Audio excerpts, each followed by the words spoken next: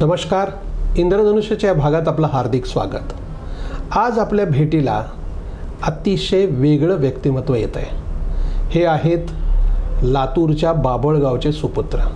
बाभळगाव म्हटलं की आपल्या सर्वांना विलासराव देशमुख आठवतात, त्यांच्याच गावचे आणि देशमुख आहेत, सुहास देशमुख. 1ली ते 4थीपर्यंत बाभळगावमध्ये त्यांचं शिक्षण झालं. 4थीला बोर्डात ते जिल्ह्यात पहिले आले. 5वी ते 10वीपर्यंत सातारा सैनिक स्कूलमध्ये त्यांचं शिक्षण झालं. 11वी 12वी राजश्री शाहू महाविद्यालयात त्यांनी केलं आणि 12वी नंतर NIT त्रिची येथून BE कॉम्प्युटर केलं व मायक्रोसॉफ्टमध्ये गेल्या 12 वर्षापासून ते नोकरीवरती आहेत. लातूर पॅटर्नवरती आरोप केले जातात, हा घोकंपट्टी पॅटर्न आहे. नेमकं ते आता लातूरकडे कसं बघतात, त्यांचं शिक्षण जे झालं तो पॅटर्न त्यांनी अनुभवला आणि आत्ता ओव्हरऑल आपल्याकडे काय लॅकून आहेत, काय व्हायला हवे, आपण थेट त्यांच्याशी चर्चा करणार आहोत. सर नमस्कार. नमस्ते.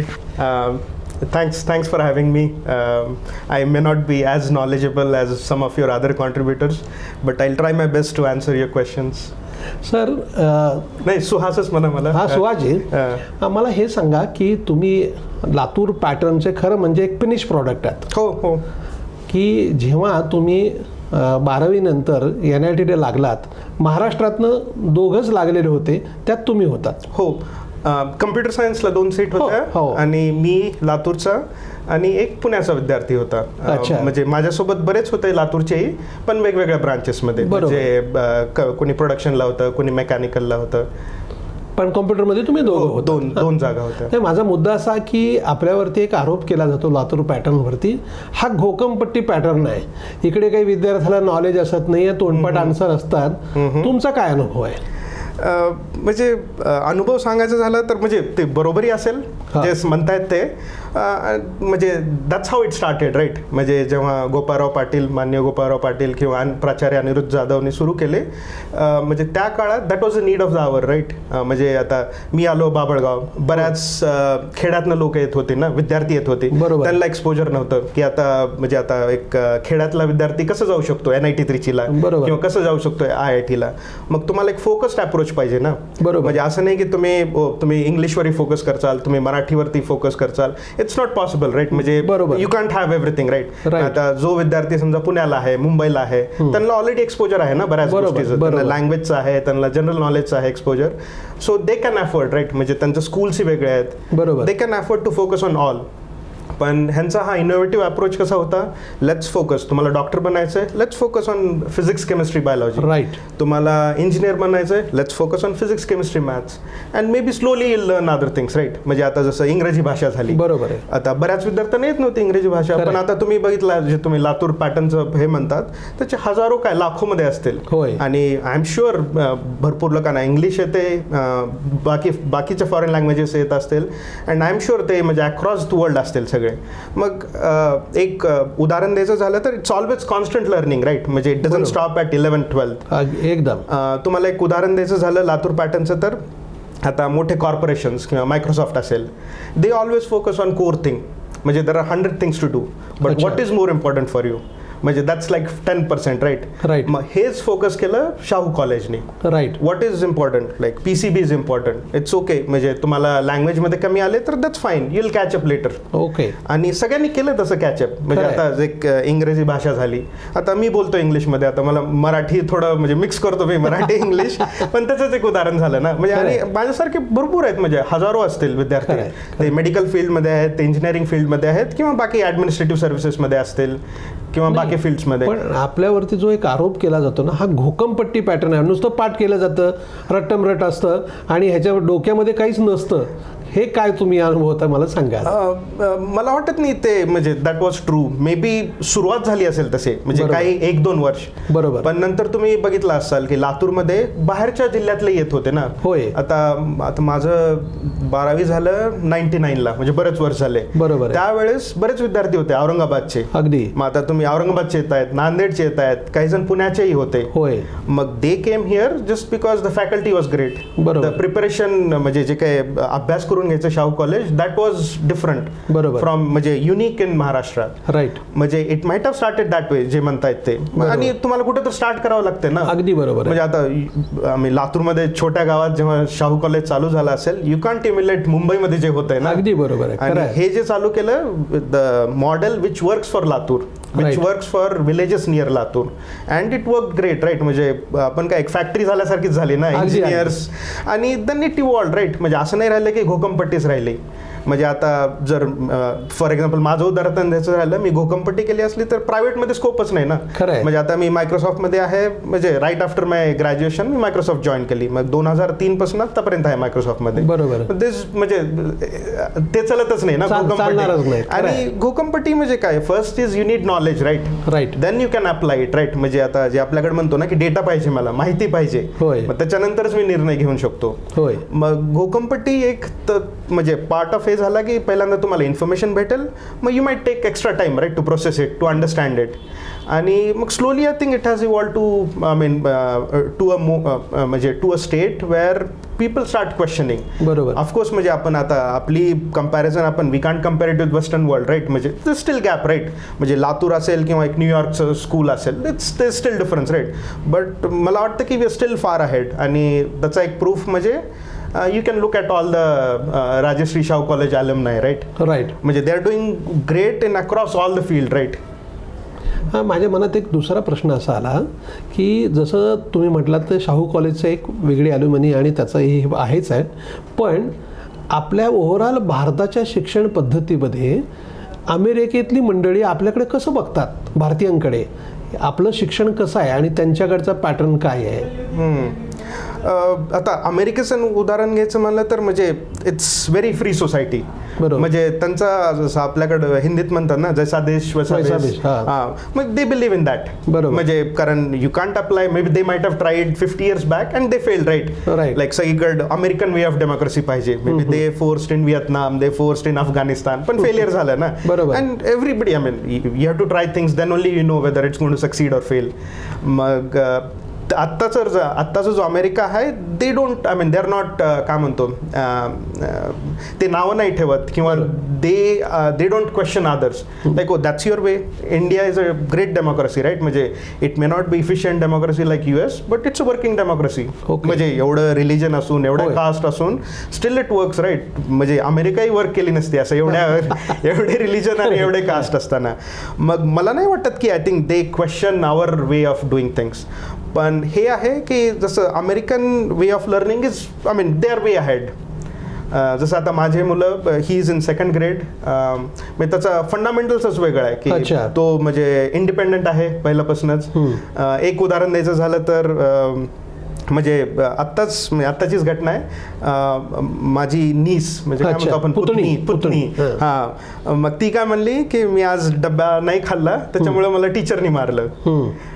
मग दुसरं एक उदाहरण झालं, मग मी सहज विचारलं, आत्ताचीच घटना होते, मी माझ्या दुसऱ्या नेफ्यूला विचारलं, पुतण्याला, आणि he goes to the best school in Latur. अच्छा. मी विचारलं की मग तुझ्या शाळेतही होतं का असं? तर तो म्हणला की मी जर होमवर्क नाही केला तर टीचर मारतात कधी कधी, and that suppose to be the best school in Latur. मग आता मला दॅट वॉज बिट सरप्राईज, कारण आता माझ्या वेळेस मे बी योग्य असेल ना, कारण वर्ल्ड तेवढं ओपन नव्हतं, it wasn't connected. Maybe आपल्या वेळेस जास्त होत असेल, माझ्या वेळेसही होतं, आणि that was way of life, right. But things have change now, things have evolved. मग मला वाटलं की आता हे तर चुकीचं आहे. म्हणजे जर आता मला काय म्हणतो, शिक्षकाची डिग्री नाही, म्हणजे मला कळत नाही की I don't know how to teach. बरोबर. पण फर्स्ट थिंग मला वाटलं की कोणी जर होमवर्क नसता केला तर मी त्यांना उदाहरण दिलं असतं की तू 2 वेळा होमवर्क कर, इन्स्टेड ऑफ मारण्यापेक्षा. मी त्या विद्यार्थ्याला म्हणलं असतं, तो घरी करत नसेल तर म्हणलं असेल तुझा ब्रेक कॅन्सल स्कूल मधला, तू इथेच बसून होमवर्क कर. बरोबर. मग हे एक आहे, हा गॅप आहे मला वाटतो, म्हणजे जो, आणि हा एक कल्चरल गॅप म्हणू शकतो. अगदी बरोबर. कारण तुमचं फिजिक्स, केमिस्ट्री, मॅथ सेमच राहील. Science is not going to change if you change country, right. तुम्ही अमेरिकेत असाल किंवा पाकिस्तानमध्ये असाल किंवा चायनात असाल, किंवा सायन्स इज सेम, बरोबर, ते नाही बदलणार. पण जसं तुम्ही अप्रोच करता, तो बदल आहे. म्हणजे आय थिंक, अँड कसं आहे की आपल्याला सेल्फ क्रिटिकल व्हायलाच पाहिजे. बरोबर, अगदी बरोबर आहे. दॅट्स हाऊ वी गोड इम्प्रूव्ह, राईट. जर आपण स्वतःला क्वेश्चन नाही केलं तर विल बी कॉम्प्लेसेंट. हा, एक दुसरा एक विषय सांगितला जातो की भारतीय मंडळी जगावर अधिराज्य कशाच्या जोरावर करतात तर आपलं गणित हे पक्क आहे. हे पूर्वी पाडे म्हटले जायचे वगैरे पद्धत होती आणि त्यामुळे बघ अगदी सर्वच क्षेत्रामध्ये भारतीयांना डिमांड आहे. पण आता आपल्याकडे देखील पहिलीपासूनच कॅल्क्युलेटर आला, मोबाईल आला, पाडे पिढे तर काही फार नाही आहेत. तर मग पुढे काय भारतीयांचं भविष्य? म्हणजे दॅट्स फंडामेंटल जे तुम्ही पाडे म्हणलात. आणि म्हणजे रेफरन्स द्यायचा झाला तर मला आठवत आहे माझ्या आजोबांनी मला 30 पर्यंत पाडे शिकवले होते. अच्छा. आणि मी काय शाळेत जाण्याच्या अगोदर, बालवाडीच्या जाण्याच्या अगोदर म्हणजे मला अर्थ कळत नसेल म्हणजे पण तोंडपाठ होते सगळे. जसं आपलं ते पिढ्यानपिढ्या अगोदर चालू आहे ना की 2000 वर्षापूर्वी जसं knowledge how it was passed on, right. मग तसं मला 30 पर्यंत पाडे यायचे. It still helps me. म्हणजे अजूनही मला आता बरेच पाडे लक्ष आहेत. जेव्हा काही कॅल्क्युलेशन करायचं, of course I can't be as fast as computer, right? Nobody can be as fast as computers. Okay. But it helps a bit. म्हणजे जेव्हा तिथं कॅल्क्युलेटर नाही. अगदी बरोबर. आणि मला असं वाटतं की हे फंडामेंटल आहे, हे करायलाच पाहिजे. बरोबर. आणि आता माझा एल्डर किड फर्स्ट ग्रेडला आहे, अमेरिकेत जातो, पण त्यालाही आम्ही पाडे शिकवतो. म्हणजे अरे वा, क्या बात. म्हणजे तो त्याला येतात 15-20 पर्यंत येतात पाडे येतात. आणि मग त्याला ट्रिक शिकवलेली आहे. असं सांगितलं आहे की आता 29चा पाडा आहे, तर 29चा पाडा कसं करायचं, 30-1 करून तसं. म्हणजे एक रेफरन्स म्हणून त्याला आता मी बरेच वैदिक मॅथ्स घेतले, त्याला खूप इंटरेस्ट आहे. म्हणलं की something we should learn, right? We should be always open to learn new things. मग त्याला वैदिक मॅथमॅटिक्सचे बुक्स घेतले, फर्स्ट ग्रेडलाच आहे. He is liking those things. आणि तुमचा प्रश्नाचं उत्तर द्यायचं असलं तर I think we have to focus on those fundamentals. म्हणजे ते हेल्प होईलच की इन्स्टेड ऑफ युझिंग कॅल्क्युलेटर सगळ्यांना पाडे यायलाच पाहिजेत ॲटलिस्ट. म्हणजे मी समजू शकतो 29चा पाडा अवघड असेल किंवा I mean why stop at 30, right? Somebody could ask 30च्या पुढे यायला पाहिजे, 100 पर्यंत यायला पाहिजेत. बट आय थिंक इट्स एक बेसिक आहे, तुम्हाला 20 पर्यंत तरी मिनिमम यायला पाहिजे. किंवा ते जे पूर्वी होतं ना, पावकी होती, दीडकी होती, असं म्हणजे ते पावच्या पाड्यात असे पद्धती होती. हो.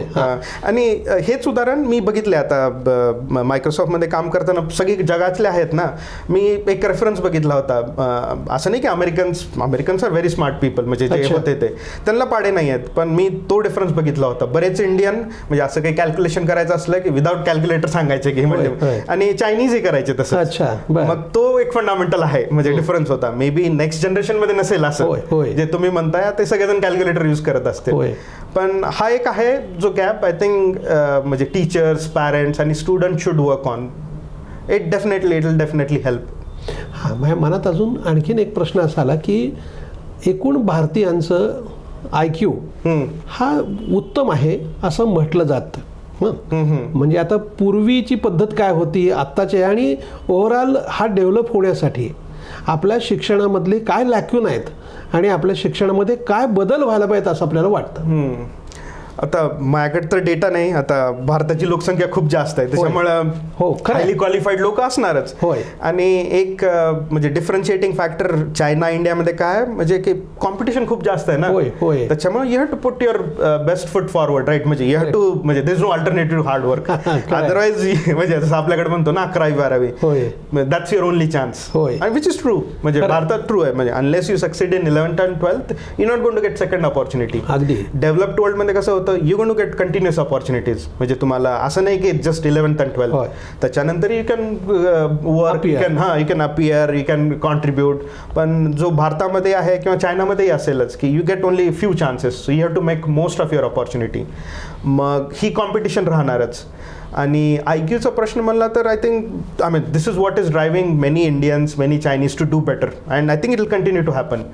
आता IQचा एक जो एक एरिया फॉर इम्प्रूव्हमेंट काय आहे तर आय थिंक क्वेश्चनिंग माइंड. अच्छा. ते एक नाही आपल्याकडे मला वाटतं, आणि माझ्यातही नव्हतं. म्हणजे आता स्लोली आलंय म्हणजे. आणि हेच जर मग आता चाइल्डहुडमध्ये आलं तर it will make lot of difference. म्हणजे असा डिफरन्स येईल की you don't have to work for Microsoft, you will create Microsoft. अरे वा. म्हणजे आता जे अमेरिकेत एंटरप्रेनरशिप कशामुळे आहे हेच एक उदाहरण आहे ना. म्हणजे they start questioning right from childhood. Right. आणि तो डिफरन्स मी बघतो, म्हणजे माझ्या मुलात बघतो आणि बाकीच्या विद्यार्थ्यात, किंवा I can relate to like how I was 30 years back और 35 years बॅक. तो एक मला मेन डिफरन्स वाटतो.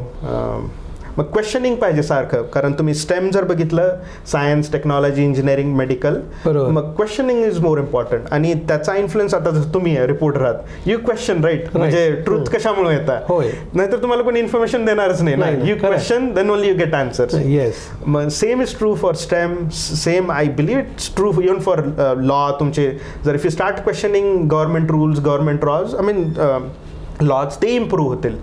मग ते एक आहे, आय थिंक हा एक म्हणजे एक मेन काय म्हणतो आपण फंडामेंटल ब्लॉक पाहिजे आपल्या एज्युकेशन सिस्टममध्ये. बरोबर. आणि त्याची आता आय थिंक सुरुवात राईट फ्रॉम सगळ्यांकडनंच व्हायला पाहिजे. It has to be, I mean it's hard for students to learn, it's hard for parents to learn, so it has to come in the education system it self.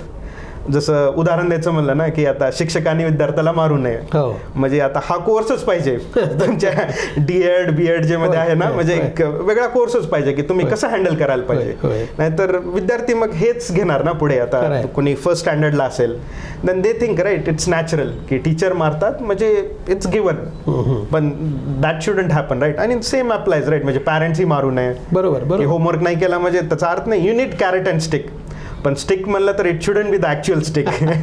मग असं असू शकतं ना की जसं म्हणलं की 2दा करा तुम्ही होमवर्क, 3दा करा, कोणी करत नसेल तर त्याचा ब्रेक कॅन्सल करा. म्हणजे आय थिंक सो, म्हणजे ते एक आहे इनोव्हेशन. धन्यवाद, आपण वेळ दिलात, मनापासून आभार. Thank you, thanks for having me. I hope I manage to answer some of your questions. धन्यवाद. आपल्याला हा जर व्हिडिओ आवडला असेल तर तो लाईक करा, फॉरवर्ड करा व सबस्क्राईब करा.